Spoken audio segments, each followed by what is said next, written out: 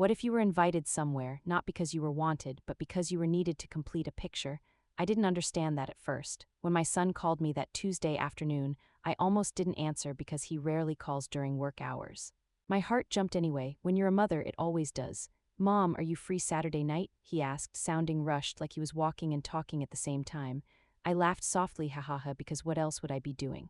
"Of course I'm free," I said, and that was my first mistake. He explained there was a business dinner, important clients, Italian investors, a very nice restaurant. His mother-in-law was hosting it. Then he paused and added, "We thought it would look good if you came too. You know, family presents. Look good, not I want you there, not I miss you, just it would look good." I felt something small sink inside my chest, but I swallowed it. "Sure, sweetheart," I replied like it didn't matter. He told me to dress nice, not too flashy, just elegant. I stared at my phone after we hung up and whispered to myself, "Elegant," as if I'd forgotten how. The house was quiet again, too quiet. It has been quiet for years now, ever since my husband passed. Sigh. You don't realize how loud love is until it disappears. I've gotten used to eating dinner alone, talking to myself, letting the TV play just to fill the air. So when my son asks me to come somewhere, even if it's just to sit and smile politely, I say yes. Because being included, even halfway, feels better than being invisible completely. Still, something about the way he said it stayed with me. It'll be good for the business, not it'll be good for us. I walked into my bedroom and opened my closet slowly. I ran my fingers over dresses I haven't worn in years, navy, black, cream. I held one up and looked at myself in the mirror. "You're just there to smile," I told my reflection. "Don't overthink it," but I was already overthinking it. Have you ever felt like you were stepping into a room where everyone already decided who you are? I knew his mother-in-law would be there. She's always been polite, sweet voice, big smile, but there's a difference between kindness and performance. I've learned that the hard way. She's very proud of her culture, which I admire. She talks about family values often. Big dinners, loud conversations, passion, and I've always been more quiet. After my husband died, I became even quieter. It's easier that way. Less chance of bothering anyone, less chance of saying something wrong, but sometimes I wonder, when did I start shrinking? When did I decide I should take up less space? I remember when I wasn't like that. I remember being bold, young, brave enough to travel alone, brave enough to live somewhere unfamiliar. Ha, if my son knew that version of me, he'd be shocked, but he doesn't. I never told him much about that chapter of my life. It felt unnecessary. He had his own world to build, and I didn't want to sound like I was clinging to the past, so I folded that part of me neatly and tucked it away. Saturday came faster than I expected. I spent the whole day feeling nervous for no clear reason. It was just dinner, right? But it didn't feel like just dinner. It felt like evaluation. Like I was being measured for something I didn't apply for. I curled my hair slightly, put on soft lipstick. The navy dress fit better than I expected. I looked at myself again and said, "You're still here." My voice cracked a little. "Aw." I grabbed my purse and left before I could talk myself out of it. On the drive there, I kept thinking, why now? Why invite me to this? We rarely have family dinners anymore. Holidays are shorter, phone calls are quick, so why this? Why such an important night? And then the answer hit me gently, because I complete the picture: successful son, impressive wife, respectable mother, balanced family. It looks good. That thought hurt more than I expected, but I pushed it down. Maybe I was overthinking, maybe this was just my loneliness talking. When you live alone long enough, your thoughts grow louder. You question everything. You analyze tones in voices. You replay small phrases. "Dress nice," I laughed again under my breath, as if I'd show up in pajamas. Still I obeyed, because that's what I've been doing for years, obeying silence, obeying distance, obeying the idea that I shouldn't interfere in my son's life. But as I parked outside that fancy restaurant, something inside me whispered, "Tonight won't be ordinary." I didn't know why, I just felt it. The kind of feeling you get before a storm, calm outside, pressure building underneath. I took a deep breath, stepped out of the car, and looked up at the glowing lights of the restaurant. People inside were laughing, glasses clinking, waiters moving quickly. I smoothed my dress and walked in. I thought I was walking into a simple dinner. I thought I was just going to sit quietly, smile politely, and leave unnoticed. I had no idea that before the night ended, I would have to decide whether to stay invisible or finally let them see who I really am. And trust me, I wasn't prepared for what I was about to hear. Have you ever noticed how where they seat you tells you exactly what they think of you? The moment I stepped into that restaurant, I understood something without anyone saying it out loud. The place was beautiful: soft golden lights, crystal glasses, polished floors that reflected every movement. The kind of place where people lower their voices automatically because everything feels expensive. My son stood up when he saw me and waved, smiling wide, almost relieved. I smiled back. For a second I forgot my nervousness. He kissed my cheek quickly. "You look great, Mom." Quick compliment, quick hug. Then he turned back toward the table like he had to return to something important. I wasn't offended. I'm used to that rhythm now. His mother-in-law was already seated, perfect posture, perfect makeup, perfect smile. "So glad you could make it," she said sweetly. Sweet like icing, beautiful on top, hard underneath. The Italian clients were there too, two well-dressed men, confident but observant, the kind of men who scan a room in seconds. I felt their eyes briefly measure me, not in a cruel way, just assessing. I introduced myself politely. Soft voice, calm tone, I've mastered that, being non-threatening, being easy to overlook. Then came the small moment that told me everything. The host pulled out chairs and there was a slight pause, a tiny hesitation. It lasted maybe 2 seconds, but I felt it. My son was seated near the center, his wife next to him. The clients across from them, and me, slightly toward the end, not completely separated, just not central, not essential, close enough to be seen, far enough to be uninvolved. I smiled again and sat down carefully. "This is fine," I told myself. "You're here, that's enough." But is it? Is being present the same as being included? The menus arrived, conversations started flowing. English at first, business talk, polite laughter, glasses clinking. I nodded when appropriate, smiled when others smiled. My son spoke confidently, explaining his plans, his ideas. I watched him proudly. I really did. He looked strong, successful, capable. I thought his father would be so proud. And then the language shifted, slowly, naturally. One of the Italian men said something to the other in Italian. They both laughed. The mother-in-law responded in Italian too, fluent, smooth. Her accent was impressive. I kept my face neutral, calm, relaxed. I picked up my water and took a small sip. I didn't look surprised. I didn't react. Years ago, I trained myself not to react too quickly. It's a survival skill. The conversation began to move between English and Italian. Faster now, more comfortable, the energy shifted. My son didn't understand Italian, I could tell. He leaned slightly toward his wife when it was spoken, waiting for translation. She summarized briefly in English. Short versions, simplified. I noticed that. Interesting. I sat quietly, listening. The sound of Italian in the air did something to my chest. It stirred something old, something buried. It felt familiar, warm. Like hearing a song you once loved deeply, but I kept my eyes on my plate. I didn't want anyone noticing that I was paying attention. That's when I heard it, not loud, not aggressive, just low enough to be considered private. My son's mother-in-law leaned slightly toward one of the Italian men and spoke softly in Italian. Her voice changed. It wasn't the professional tone anymore. It was more personal, more intimate. I kept my posture relaxed. But inside, my ears sharpened. "She's very quiet," she said in Italian. "A bit distant. American women can be like that, independent to the point of cold." I felt my fingers tighten slightly around my fork, but I didn't move.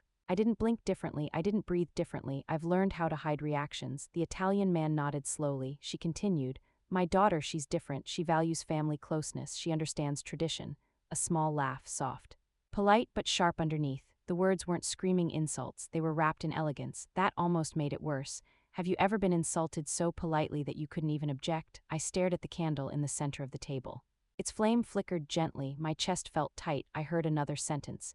"He needed someone grounded, someone who understands family culture." My stomach dropped slightly. They were evaluating my son through me, through the idea of me. I wanted to look at my son. I wanted to see if he sensed something was off, but he was smiling, explaining numbers, unaware, completely unaware, and I sat there, quiet exactly as they described me, quiet, distant, cold, ha-ha-ha. If only they knew. The irony almost made me laugh out loud. Instead, I adjusted my napkin and took a small bite of food. The taste, I couldn't even register it. When people think you don't understand, they become careless. That's human nature. We relax around what we assume is safe. I wasn't safe. I understood every single word, every whisper, every tone, and they had no idea. I wondered, how long would they continue? How far would this go? Would it stay subtle or would it get worse? I told myself, stay calm, just listen. Because something told me this wasn't finished yet, and deep down, beneath the hurt and embarrassment, another feeling started rising slowly, not anger. Not yet, something else, awareness, power, the kind that comes when you hold knowledge others don't realize you have. I kept pretending, smiling softly, nodding when someone looked my way, letting them believe their assumptions were correct. But inside, the old version of me, the one they didn't know existed, was waking up. And the more they spoke, the more I realized this dinner wasn't about business anymore, it was about dignity. And they were about to test how much of mine I was willing to swallow before I finally spoke. There is a special kind of silence, the kind that falls over you when you realize people are discussing you like you're not even in the room. I kept my back straight, my face calm, my hands steady, but inside. My heart was beating so loud I could almost hear it in my ears. The conversation in Italian continued smoothly, like soft music playing behind a dinner scene, except I understood every single note. My son's mother-in-law leaned closer to one of the Italian clients again and spoke in that polished, careful tone. She lives alone, she said quietly in Italian. Very independent, too independent. Some American mothers prefer distance from their children, it's their culture. Independent, ha ha ha. If only she knew how many nights I sat at my kitchen table staring at my phone, debating whether to call my son or not. Too independent or too afraid to feel unwanted, the Italian man responded thoughtfully. Family unity is important in business, it reflects character. My stomach tightened. Character, they weren't just talking about me anymore. They were measuring my son through me. I saw the slight shift in their expressions. Subtle, professional, but real, doubt was creeping in. And my son, he was still explaining financial projections, unaware that his credibility was slowly being questioned over a misunderstanding. Or maybe not a misunderstanding, maybe an assumption. I lowered my eyes to my plate again. The candlelight flickered against the glass. I could feel my fingers starting to tremble slightly, so I folded my hands together under the table. Breathe in, breathe out, stay composed, I heard her speak again. My daughter keeps us close, she said in Italian, pride filling her voice. We eat together often, we talk daily, that's how strong families function. A pause, then softer. Not like some, it wasn't loud, it wasn't aggressive, but it landed heavy. I swallowed. Have you ever wanted to disappear and stand up at the same time? That's exactly how I felt. Part of me wanted to shrink deeper into my chair, to pretend I really didn't understand, to avoid confrontation. I've avoided it for years, it's easier, less messy, but another part of me, a part I hadn't felt in a long time, started to stir. A quiet strength, I listened carefully as one of the Italian clients asked, does he spend much time with family? My son's mother-in-law hesitated slightly before answering.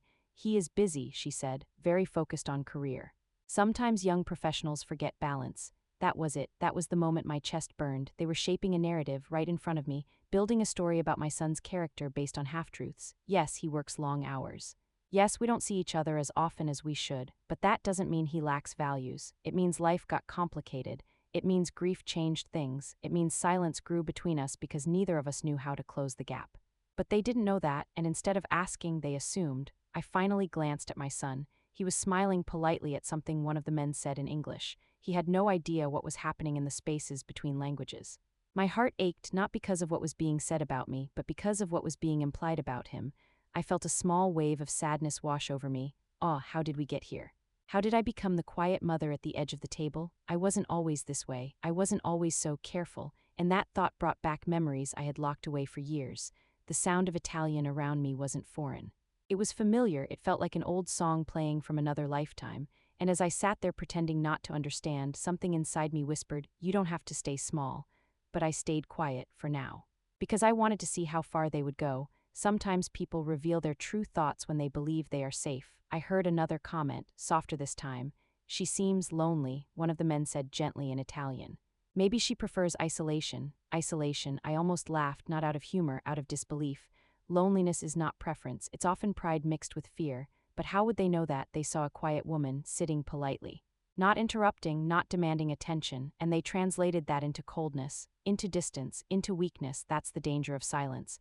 People fill it with their own stories, and the more they spoke, the clearer it became. This dinner wasn't just about a business deal. It was about image, about perception, about family reputation. And right now, I was being used as an example of what not to be. I felt heat rise in my face, but I kept my expression neutral, my breathing steady. Years ago, I learned something important. The person who knows more in a room holds power, and I knew something they didn't. I understood everything. Every word, every whisper. They thought I was decoration. They thought I was background noise. They thought I was a quiet American widow who wouldn't understand their elegant Italian conversations. They were wrong, very wrong. And as the candle flickered again, casting shadows across the table, I realized something slowly, clearly. They had just made a mistake, because the quiet woman at the end of the table, she wasn't quiet because she was empty. She was quiet because she was listening. And the more I listened, the more certain I became that before this dinner ended, they were going to learn exactly who I really am. Before I was someone's mother, before I was a widow sitting quietly at the edge of a table, I was someone else entirely. And as the sound of Italian floated across that candlelit restaurant, that old version of me began to breathe again. Funny how memory works, isn't it? One familiar word, one familiar rhythm, and suddenly you're not in a fancy restaurant anymore. You're 23 again. Young, brave, slightly reckless. Ha ha ha, yes, I used to be reckless. Most people would never believe that now. I remember stepping off a train in southern Italy with one suitcase and a terrible accent. I remember the heat, the noise, the way people talked with their hands, loud and alive. I didn't understand everything back then, but I learned, slowly, carefully. I listened the same way I was listening now at that table. Street vendors corrected my pronunciation. Old women laughed at my mistakes. I worked in a small art gallery, surrounded by paintings and tourists and conversations that moved too fast for me at first, but I caught up. I stayed. 1 year turned into two, two turned into 10. I didn't just learn Italian from textbooks. I learned it from arguments, from laughter, from markets, from music playing through open windows at night. I learned the real language, the kind that carries emotion, the kind that hides insult inside politeness. And as I sat there at that dinner pretending not to understand, I realized something almost poetic. They were using the same language I once used to build my independence, to question my worth. Life has a strange sense of humor, doesn't it? Sigh, I had buried that part of myself when I came back home, when I married, when I became a wife then a mother, not because it wasn't important, but because it felt distant. Like a different lifetime, I stopped talking about it, stopped bringing it up. My son grew up hearing about school projects and dinner recipes, not about crowded Italian streets or gallery openings. It didn't feel relevant to his life, and maybe slowly I convinced myself it wasn't relevant to mine either. When my husband passed, something inside me quieted even more. Grief does that, it makes you smaller, softer, careful. You don't want to be a burden, you don't want to disrupt anyone's forward movement, so you step aside. You tell yourself it's maturity, strength, independence, but sometimes it's just fear, fear of being unwanted.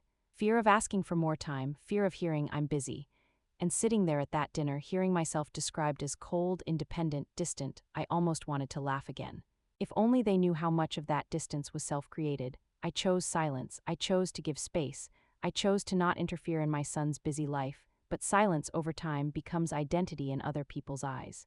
If you don't speak, they decide who you are. If you don't explain yourself, they create their own explanation. And I let that happen, for years. I let myself fade into the background because it seemed easier than asking to be seen. But here's the thing about buried versions of yourself, they don't die. They wait. They wait for a moment when you're forced to remember who you were. And that night, hearing my own story rewritten in a language I understood too well, something inside me refused to stay buried. I wasn't angry yet, not fully. I was aware that I had allowed this image to form, aware that I had stepped back so far that people thought I had nothing to step forward with. But that wasn't true. I had lived, I had traveled alone. I had negotiated rent in another country in a language that wasn't mine. I had defended myself in fast conversations filled with slang and sarcasm. I wasn't fragile, I wasn't ignorant, I wasn't cold, I was experienced.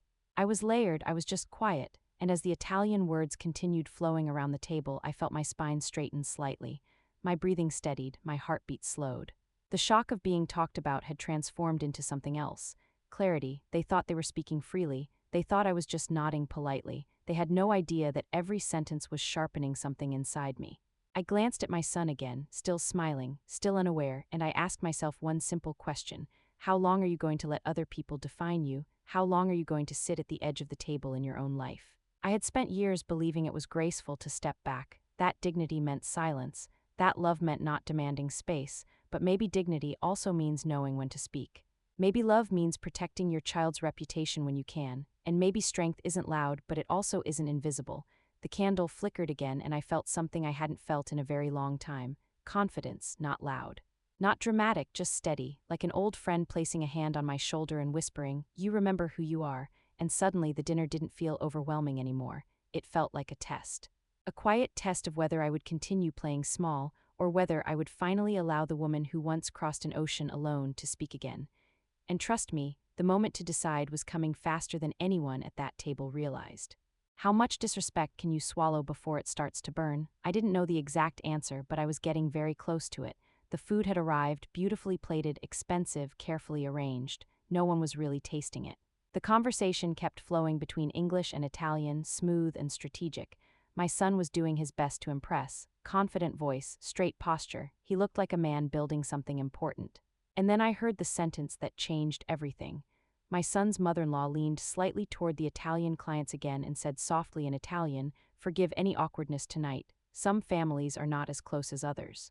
We are trying to guide him towards stronger values." Guide him. I felt something shift inside me. That wasn't just about me anymore. That was about my son's character, about his upbringing, about the home he came from. I kept my eyes lowered, but my mind was sharp now. One of the Italian men responded thoughtfully, "In business, family stability reflects reliability." Reliability, the word echoed in my chest. They were connecting my quiet presence to his professional integrity. I could almost see the invisible line forming in their minds. If his own mother seems distant, what does that say about him? My hands felt cold. I placed my fork down gently so it wouldn't shake. I looked at my son again. He was laughing at something said in English, unaware that his entire image was slowly being reshaped in a language he didn't understand. That hurt more than the insults about me, because this wasn't fair. Yes, we had grown distant. Yes, we hadn't communicated properly, but that was grief, that was time, that was pride on both sides. It was not a reflection of his values. And yet here it was being presented as evidence. I heard another whisper. He is ambitious, she said in Italian, but sometimes ambition needs cultural grounding. Cultural grounding. Ha ha ha, the elegance of it almost impressed me. Insult wrapped in diplomacy. I took a slow breath. My heart wasn't racing anymore, it was steady now. Calm, focused, something inside me had made a decision. Have you ever had that moment, when fear disappears and clarity takes its place? When you realize staying silent will cause more damage than speaking? That was the moment. I wiped my hands slowly with my napkin. The candlelight reflected in the wine glasses. The room felt smaller somehow, or maybe I just felt taller. I wasn't shaking anymore, I wasn't hurt anymore, I was done. Done allowing assumptions to sit comfortably in the air. Done letting my son's future be quietly questioned. I set my fork down carefully. The sound was soft but deliberate. It made my son glance toward me for a second, just a second. I lifted my head, looked directly at my son's mother-in-law, and in calm, fluent Italian, not rushed, not dramatic, I said, "Mi scusi, but I believe there are a few misunderstandings that should be corrected." Silence. Complete silence, the kind that freezes a table mid-breath. The Italian clients blinked. My son froze, his wife looked confused, and my son's mother-in-law, the color drained from her face slowly like someone dimmed a light. I continued, still in Italian, steady voice. "I have been understanding every word spoken this evening." The older Italian gentleman leaned back slightly, surprise clear in his eyes. My son whispered, "Mom," in English, confused. I didn't look at him yet, I kept my eyes forward. Calm, composed, the room felt electric now. And right here, if you've ever been underestimated, if you've ever sat quietly while people misjudged you, sigh, you know this kind of moment. The moment when silence turns into strength. If stories like this speak to you, subscribe to this channel, because trust me, this isn't even the best part yet. I took another breath and continued in Italian.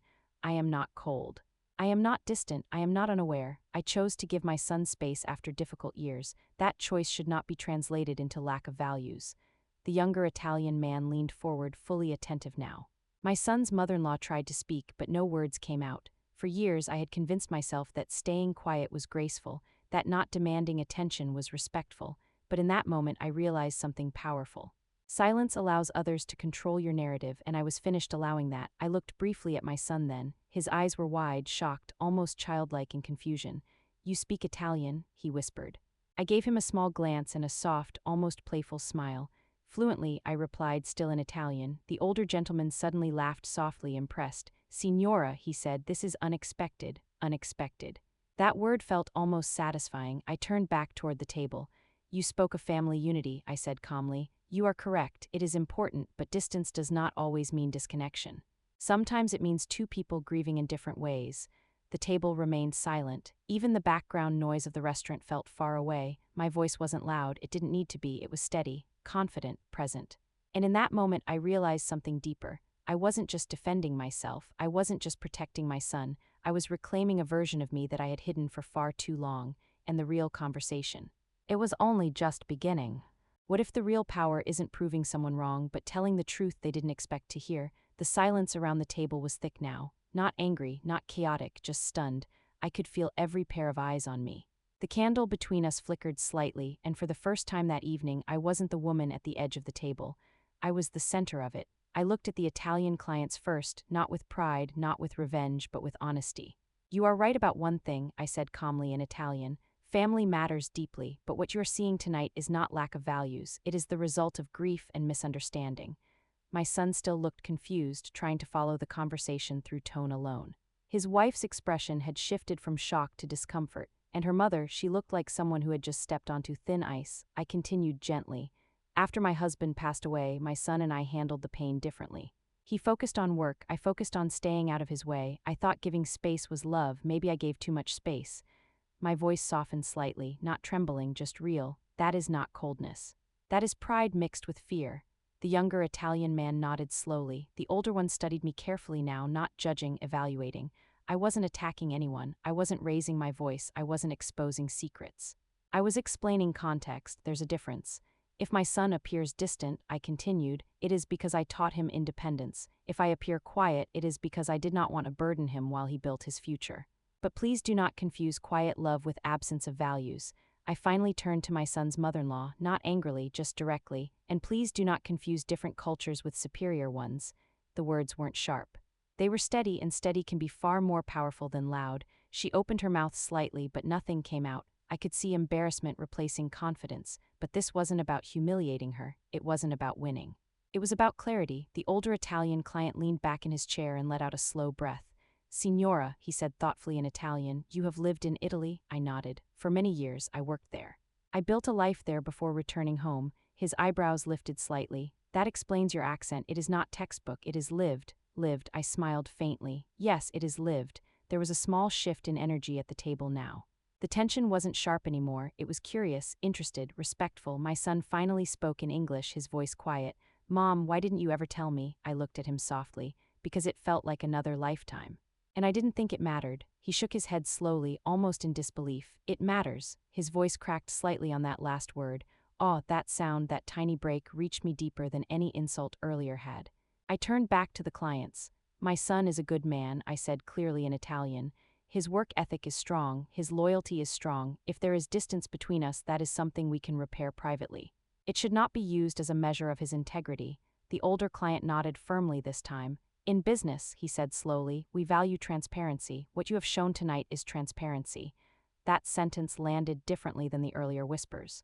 It felt like a correction, a recalibration. The younger man added, also courage. Courage, I hadn't thought of it that way. It didn't feel dramatic, it felt necessary. My son's mother-in-law finally found her voice. In careful Italian, she said, I meant no disrespect. I met her eyes calmly. Intent does not always remove impact. Silence again, but this silence wasn't humiliating, it was reflective. I wasn't smiling out of politeness anymore. I was present, fully present, and something inside me felt lighter, not because I had impressed anyone, but because I had stopped hiding. For years I convinced myself that shrinking was graceful, that stepping aside was maturity, but tonight I realized something simple. Being quiet is not the same as being invisible. And if you allow people to mistake your silence for weakness, eventually they will treat you accordingly. The older Italian client glanced at my son and then back at me. Family is complicated, he said thoughtfully. But loyalty shows in moments like this. He raised his glass slightly toward me, not dramatically, just respectfully. I raised mine back. My son exhaled slowly, like he had been holding his breath for several minutes. His wife looked between all of us, processing everything. The dynamic at the table had completely shifted. The quiet woman at the end of the table was no longer an example of distance. She was now an example of depth. And the most surprising part, I didn't feel angry anymore. I felt calm, clear, grounded. The version of me that once negotiated rent in another language, that once argued about art in crowded cafes, she was sitting at that table now. Not loud, not dramatic, just unapologetically present, and I could sense something else too. This wasn't just resolving tension, it was opening a door, because the way the older client was looking at me now, it wasn't with doubt.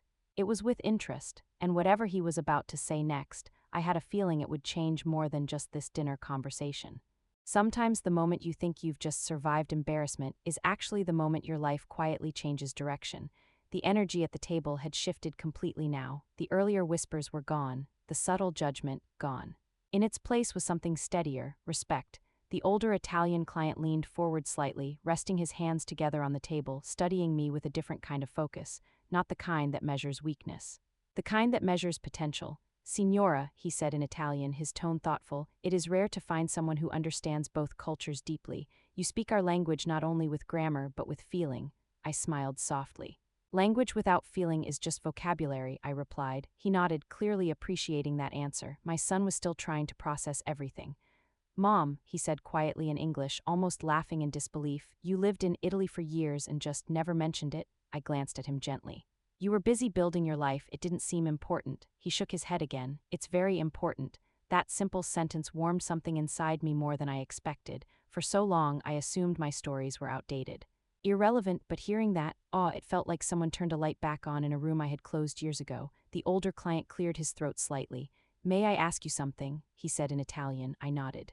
Our company is expanding into the American market. We understand numbers, we understand production, but culture, he paused. Culture is more delicate, it requires someone who understands both worlds. I felt my posture straighten slightly, though I wasn't sure why yet. He continued, your son's firm can handle financial strategy, but bridging cultural expectations that requires someone who has lived both experiences. I blinked once, slowly. Was he going where I thought he was going? Would you ever consider consulting? He asked calmly, advising us on how to communicate properly in this market, how to avoid misunderstandings like tonight. For a second I thought I misheard him. Consulting me. Ha ha ha, if someone had told me earlier that day that I'd be offered a professional opportunity at this dinner, I would have laughed out loud, but his face was serious, curious, genuine. My son looked from him to me, stunned. Wait, he said softly, you're offering my mom a role? The younger Italian client smiled slightly. We value perspective, he replied, and tonight your mother showed perspective. My son's wife sat very still, absorbing the shift in power at the table. Her mother looked down at her plate quietly now. I took a slow breath before answering. It has been many years since I worked professionally in that space, I said honestly. But understanding people does not expire. The older client's lips curved into a small smile. Exactly. The words settled gently in the air. I felt something unfamiliar rising in my chest, not nervousness, not pride, possibility. When was the last time someone asked me what I could contribute instead of what I represented? When was the last time someone saw me as an asset instead of an accessory? My son leaned closer to me, his voice low and full of amazement. Mom, this is incredible. Incredible. The word almost made me laugh again. Just an hour ago, I was the quiet, distant mother at the edge of the table. Now, suddenly, I was being asked to bridge international markets. Life moves strangely, doesn't it? The older client continued. We would, of course, discuss details formally. Travel may be involved, meetings, cultural advisory sessions. Travel, the word echoed in my mind. Travel. I hadn't left the country in decades. I hadn't even considered it. My world had grown small without me noticing. Grocery store, library, phone calls, quiet evenings, and now Italy was being mentioned again, not as memory, but as future. My son squeezed my hand gently under the table. That small gesture nearly brought tears to my eyes. He wasn't embarrassed anymore. He looked proud. I hadn't seen that look directed at me in a long time. The younger Italian client added thoughtfully, you have lived independence, you have lived tradition, you understand silence and confrontation. That balance is valuable. Silence and confrontation. I almost smiled at the accuracy of it.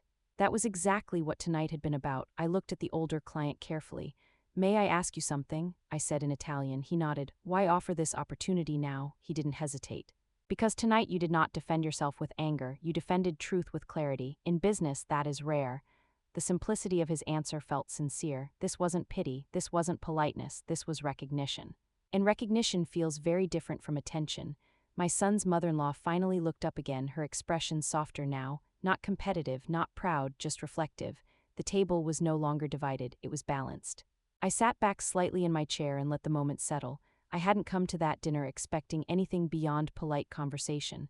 I certainly hadn't come expecting opportunity, but here it was, knocking quietly, asking if I was still brave enough to answer. And as the restaurant lights glowed warmly around us, I realized something surprising. The most powerful part of the evening wasn't that I spoke Italian. It was that I stopped apologizing for existing. And the night, it still wasn't finished teaching me something even more important, because the real conversation I needed to have wasn't with the clients. It was waiting just outside this dining room. How do you forgive someone who didn't even realize they were hurting you? That question followed me as the dinner slowly began to wind down. The plates were cleared. The tension had dissolved into polite conversation again. But nothing felt the same anymore. Something had shifted, not just at the table, inside me. My son kept glancing at me like he was seeing a completely new person, and in a way, he was. When the clients excused themselves for a moment to take a call, my son leaned closer. Mom, he said softly, almost urgently, can we step outside for a minute? I nodded. My heart felt strangely calm. We walked out onto the quiet sidewalk in front of the restaurant. The night air was cool, the city lights reflected off the pavement. For a moment, neither of us spoke. Then he exhaled deeply. Why didn't I know? He asked, his voice not angry, just confused. Why didn't I know you lived there, that you speak like that? I gave a small shrug, because I didn't think it mattered anymore. He shook his head immediately. It matters, you matter. His voice cracked slightly on that last word. That sound hit deeper than anything said inside. I looked at him carefully. He wasn't embarrassed. He wasn't upset about the scene. He looked shaken. I feel like I don't even know parts of you, he admitted quietly. And that's my fault, I sighed softly. No, it's not just yours. We stood there under the streetlight, two adults who once knew each other perfectly, now realizing how much silence had grown between us. After your father passed, I said gently, you buried yourself in work. I didn't want to slow you down. I didn't want to be the needy mother calling all the time. He looked at me like I had just said something unbelievable. Needy. Mom, I was drowning too. That stopped me. I blinked. You never said that. He gave a weak laugh. You never asked. And there it was, the truth, not dramatic, not loud, just simple and painful. We both thought we were protecting each other. I stayed quiet to avoid being a burden. He stayed busy to avoid feeling loss, and in between, distance grew, not because of lack of love, but because of lack of communication. When they were talking about you inside, he said softly, I didn't even know, I couldn't understand what was happening. I nodded, I know, he swallowed hard, and the idea that someone might think I don't value family, his jaw tightened slightly. That bothers me. I placed my hand on his arm gently. You do value family, you just didn't know I was feeling invisible. His eyes widened slightly. Invisible, I gave him a small, honest smile. Yes. But that's on me too, I made myself small. The word small seemed to hit him deeply. He looked down for a second, then back at me. I never wanted you to feel small. His voice was steady now.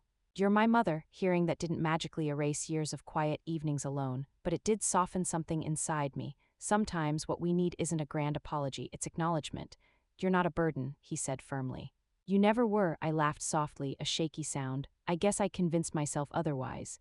He hesitated for a moment before asking, Are you really thinking about that consulting offer? I blinked, slightly surprised by the quick shift.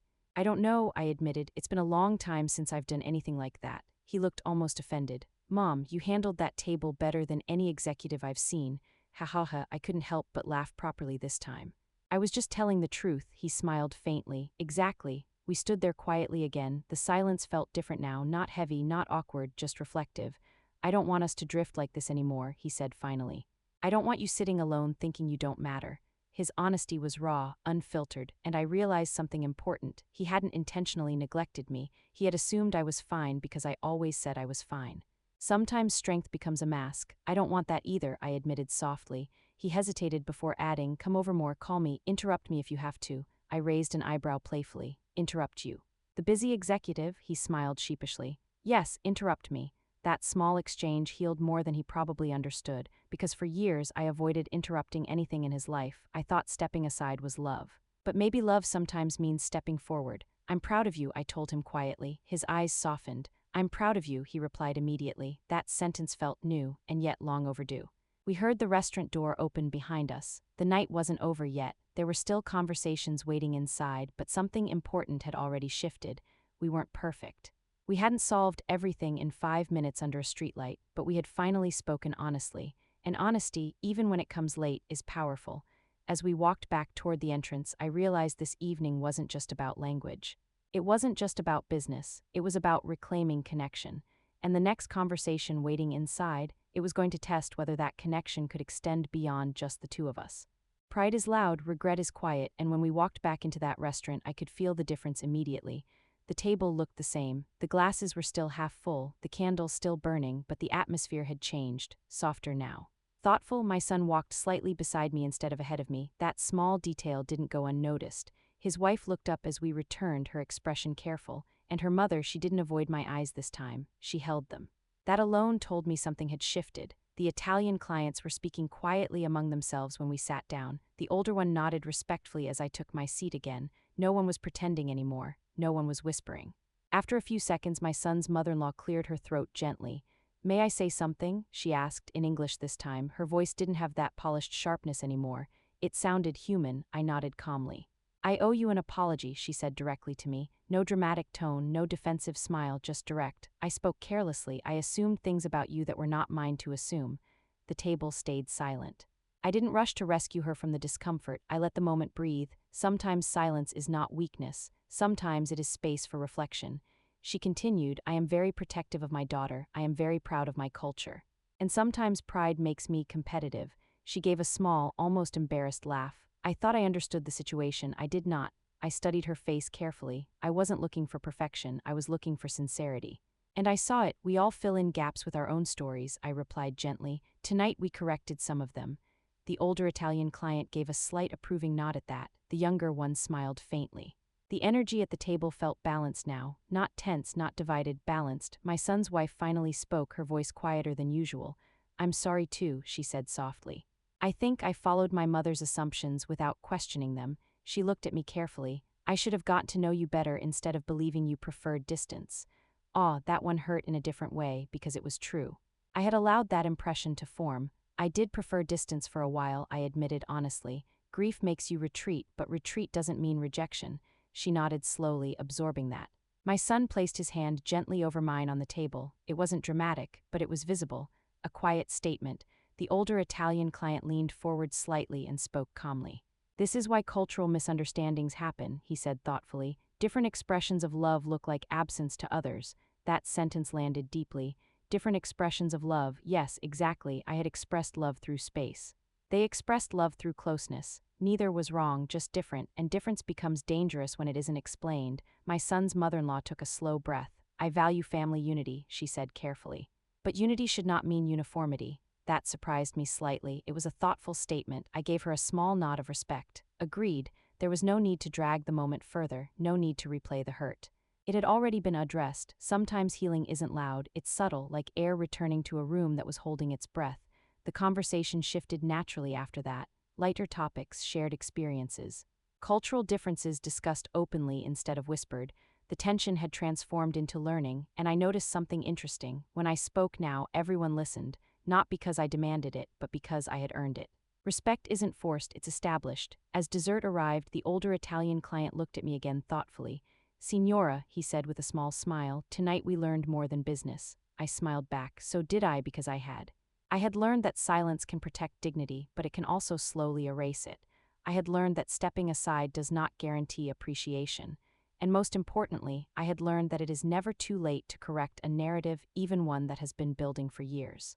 As the evening began to truly wind down and coats were gathered, my son's mother-in-law approached me privately for a moment. I misjudged you, she said simply. That won't happen again. I appreciated the directness. We both have strong personalities, I replied lightly. Sometimes they just need translation. She laughed softly at that, not defensive, not competitive, just genuine. When we stepped outside together at the end of the night, the air felt lighter than it had earlier. Not because everything was perfect now, but because truth had been spoken, and truth has a way of clearing space. My son stood between me and his wife, not dividing, just connecting, and as we said our goodbyes, I realized something quietly powerful. Respect doesn't always arrive gently. Sometimes it arrives through confrontation.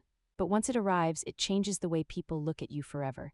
And as I walked toward my car, I felt something I hadn't felt in years. Not anger, not pride, not even relief. I felt solid, present. No longer the quiet figure at the edge of the table, no longer the invisible mother. I had taken up space tonight, calmly, clearly, without apology. And as I drove away, I had a strange feeling that this wasn't just the end of an awkward dinner. It was the beginning of something I hadn't allowed myself to imagine in a very long time. What if the best part of your life begins after you thought your role was already finished? I didn't expect that question to follow me home that night, but it did. I sat in my car in the driveway for a few extra minutes before going inside. The house looked the same as always, quiet, still, the porch light glowing softly. For years I walked into that house feeling smaller than I used to be, like I was slowly fading into a routine, but that night felt different, not louder. Not dramatic, just different. My phone buzzed in my hand, a message from my son. I love you and I'm still in shock, we're talking tomorrow. I smiled softly. Then another message from his wife. I really would like to learn more about your time in Italy. Maybe you can teach me. That one surprised me, and then one more message from the Italian client. We meant what we said, please consider our offer seriously. I think this is only the beginning. Only the beginning. I leaned back in my seat and laughed quietly to myself, ha ha ha. If someone had told me that morning that I would walk out of a business dinner with a consulting offer and a repaired connection with my son, I would have shaken my head. Life rarely warns you before it shifts. I finally stepped out of the car and walked inside. The air in the house felt the same, but I didn't. That's the difference. Sometimes nothing changes around you, only inside you. I set my purse down slowly and walked into the kitchen. The same table where I had eaten alone so many evenings, the same chair, but tonight I didn't feel invisible. I felt seen, not just by others, by myself. That's important. Because for years I had been waiting for permission to matter again, permission to speak, permission to step forward. I convinced myself I was being strong by staying quiet, that I was being respectful by not interrupting my son's busy life. But maybe strength isn't silence. Maybe respect doesn't require shrinking. Maybe love sometimes means saying, I'm still here. I thought about the moment I spoke Italian at that table. The look on their faces, the shift in energy, but the real shift wasn't theirs, it was mine. I stopped apologizing for existing. I stopped pretending parts of my life were irrelevant. I stopped hiding the woman I used to be. Because here's the truth, that woman never disappeared, she just got quiet. I walked into my bedroom and sat on the edge of my bed. I whispered softly to the empty room, you still have more in you. and for the first time in years, I believed it. The consulting offer replayed in my mind: travel, meetings, culture bridging, Italy again. The word alone made my heart flutter, not because I needed adventure, but because I remembered who I was there: confident, curious, alive. And I realized something simple but powerful. Age doesn't erase ability. Silence doesn't erase value. Grief doesn't erase identity, it just covers it for a while. I picked up my phone again and typed a message to the Italian client. I would like to discuss the opportunity further. Let's set up a proper meeting. My finger hovered for a second before I pressed send, and when I did, I felt something almost electric run through me, not fear, excitement. A new chapter doesn't announce itself loudly. Sometimes it starts with a quiet message. I lay back on my pillow and stared at the ceiling. The house didn't feel empty anymore. It felt like a launch point. A place I could leave from and return to, a place that held my memories but no longer defined my limits. My son called shortly after. We talked longer than we had in years, not about business, not about the dinner drama. About my life in Italy, about the streets I walked, the food I loved, the mistakes I made learning the language. He laughed, I laughed. We filled in years of missing conversation in one long, honest exchange. And when we hung up, I didn't feel like a background character anymore. I felt like a full story again. Before I close this chapter tonight, let me say something to you directly. If you've ever stayed quiet because you thought speaking up would cause trouble, if you've ever made yourself small to avoid being a burden, sigh, I understand. But here's what I learned. The world will believe the version of you that you present. If you hide your depth, they will assume there is none. If you don't correct assumptions, they will solidify. And sometimes, all it takes is one calm sentence to change the entire room. If this story reminded you that it's never too late to reclaim your voice, subscribe for more stories like this. And tell me, have you ever surprised someone who underestimated you? I'd love to read it. As I drifted off to sleep that night, I wasn't replaying the whispers anymore. I wasn't replaying the embarrassment. I was replaying the moment I chose not to stay silent, and I smiled. Because next time, I won't wait years to speak.